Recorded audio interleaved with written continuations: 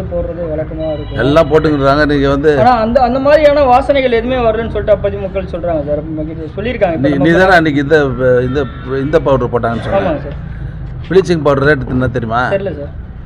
Bleaching powder கிட்டத்தட்ட 13 ரூபா 10 ரூபா. சரிங்க சார். மைதா மாவு என்ன ரேட் தெரியுமா? நீ தானே கேள்வி கேட்ட? ஆமாம் சார். 40 ரூபா. ப்ளீச்சிங் பவுடர் எவ்வளோ சார் இருக்காங்க மாநகராட்சியில்?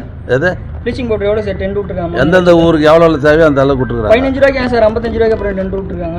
எங்க அப்படிலாம் ஒன்றும் இல்லையா? 55 ரூபாய் தான் சார் டென்ட். அப்படிலாம் ஒன்றும் இல்லை. அது கமிஷனர் பதில் சார். சொல்லுவார். இப்போ ஒருத்தர் இறந்ததுக்கு அப்புறம் தான் அந்த காமராஜபுரத்தை வந்து இப்போ பயங்கரமாக வந்து சுத்தம் படுத்துற அந்த மாதிரி பண்ணுறாங்க. ஏன் அதுக்கு முன்னாடியே அந்த பகுதியை வந்து ஒரு தூய்மைப்படுத்த பணி வந்து மாநகராட்சி ஈடுபடலாம்னு சொல்லி அந்த அது மாதிரிலாம் இல்லை. ரெகுலராக பண்ணிட்டு அந்த ஊரில் ஜனங்களுக்கு வந்து அந்த அக்கறை உணங்க. இப்போ போய் பார்த்தீங்களா அந்த தெருல இருக்கிற டப்பாக்கு பலம் போட்டு வச்சிருக்கிறான்.